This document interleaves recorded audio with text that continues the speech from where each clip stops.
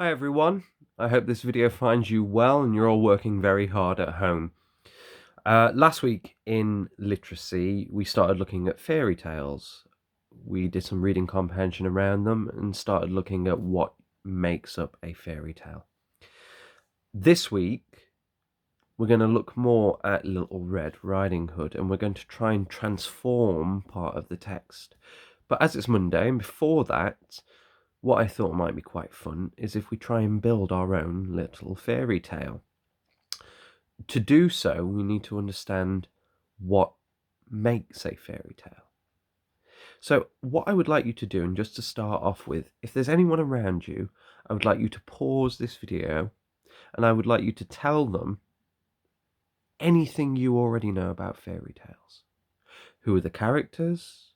What are the usual settings for a fairy tale? Anything at all that you know. Pause the video now. Okay. Let's start talking about how a fairy tale is built.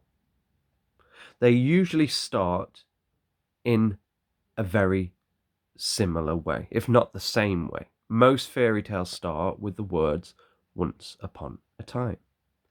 Then they move on to establishing a character. Now, the character in a fairy tale is usually quite similar as well. We'll have either a brave little boy or a brave little girl, or a curious little boy, curious little girl, a magical creature that can talk, a prince, a princess, that kind of thing. It will also establish a starting setting. So if this is a prince or a princess, it'll usually begin in a castle. The woods or enchanted woods are used quite a lot in fairy tales. Anywhere that's a little bit magical, but is also similar to the real world. There'll then be a journey that the character will go on, or something that the character will want to do. This is where they encounter a problem. And the problem can be many different things. It can be a bad character, such as a dragon or a witch or an evil wizard or the big bad wolf. One thing in fairy tales is that good is very clear and evil is very clear. There's usually no in between. The characters are either very good or they're very, very evil. So the main good character will come across a problem. After the problem comes the resolution. That's where the problem is solved, either by the main characters themselves or by somebody coming along to help, such as a brave knight or the woodcutter fixing the problem. And then usually a fairy tale will end happily. So happily, they all lived happily ever after. With that in mind, I'm going to try and create my own little fairy tale now, using those different features to build it up. So we'll start with the beginning. Once upon a time. Move on to character.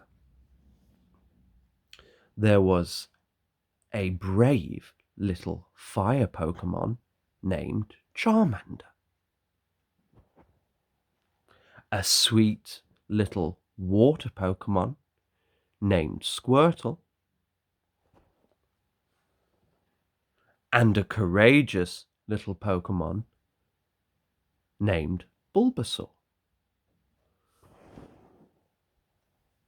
Charmander, Squirtle, and Bulbasaur all lived in a magical forest.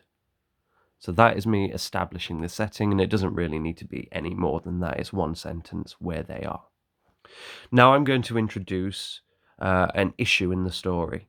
So what I need to do first is build up to that. And as I mentioned before, it could be a journey or it could be something that the characters want to do. In this case, I'm just going to keep it very simple. I'm going to say what the characters want to do and then introduce a problem with doing that. The three Pokemon, Charmander, Squirtle, and Bulbasaur, all wanted to play together. But there was a problem. Every time Squirtle would play with Bulbasaur. The effects of the grass Pokemon would weaken the water Pokemon. Every time Charmander would want to play with Squirtle, the effects of the water Pokemon would weaken the fire Pokemon. And every time Charmander would want to play with Bulbasaur, the effects of the fire Pokemon would weaken the grass Pokemon. So there, I've introduced the fact that they want to play together. That's the thing that they want to do. And I've introduced the problem. The problem is they're all weak to each other. Fire is weak against water, grass is weak against fire, and so they find it hard to play together. Now, I'm going to introduce a resolution, how this problem is solved. Luckily, each of the Pokemon, Charmander, Squirtle, and Bulbasaur. Now, it's important at this point to point out that in fairy tales, there's actually quite a lot of repetition. So names are repeated, settings might be repeated, or events and problems might be repeated. This is because fairy tales are supposed to be told from memory most of the time. And that's why in the telling of Goldilocks and the Three Bears or Little Red Riding Hood, little bits change now and then. So in Goldilocks, for example, she may run home and cry and vow never to go into the woods again. In some of the tellings, the bears are quite friendly towards her and she apologizes to the bears before returning home. That's because most fairy tales are remembered and then told again. So there is a lot of repetition to aid memory. Now I'm going to resolve the problem. Squirtle went on a long journey.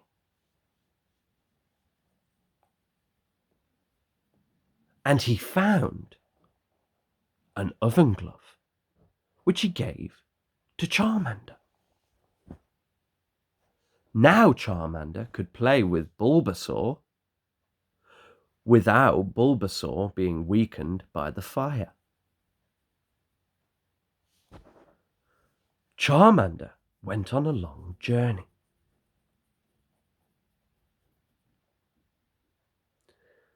And he found some pruning shears, which he gave to Bulbasaur. Now Bulbasaur could play with Squirtle without his grass power weakening the water type. Yay! Bulbasaur went on a long journey. He found a raincoat, which he gave to Squirtle. Thank you. Now Squirtle could play with Charmander, the fire type, without his water weakening him. Yay! And all three Pokemon played happily every day and lived happily ever after. So just to go over and repeat the features to you. The fairy tale starts with once upon a time, introduces some form of good character. That good character either goes on a journey, like in Red Riding Hood, where she goes to grandmother's house to take her the baked goods because she's not feeling very well. Hansel and Gretel, who travel through the forest because they get left there and they try to find their way home. Or it could be that the good characters want something, such as the three Billy Goats Gruff, who wanted to go over to the other field to feed on the nicer looking grass. After that, they encounter a problem. Now, the problem could be like in my story, where there was a problem playing together and they needed to find a solution. Or it could be a character such as a dragon, or an evil little giraffe wearing a hat. Really, it's up to you. As long as the character that is the problem is quite clearly an evil character that wants to do something wrong. Then there's a resolution where the problem is solved. So it could be that the main character works it out for themselves, as I've said, or it could be a good dragon or a good other character that comes along to save them. And then there's usually some form of happy ending. They have a party, they go back home, they get what they want, and they all live happily ever after. Um, what I want you to do today is, using that structure that I've just given you, I would like you to try and write your own story. Now, for each section, such as the beginning, the build-up, the problem, the resolution, or the ending, I want you to keep it quite simple. I don't want it to be more than 1 or 2 sentences max. And if you look just below this video, you'll find a list of suggestions for what you could put into each of those sentences.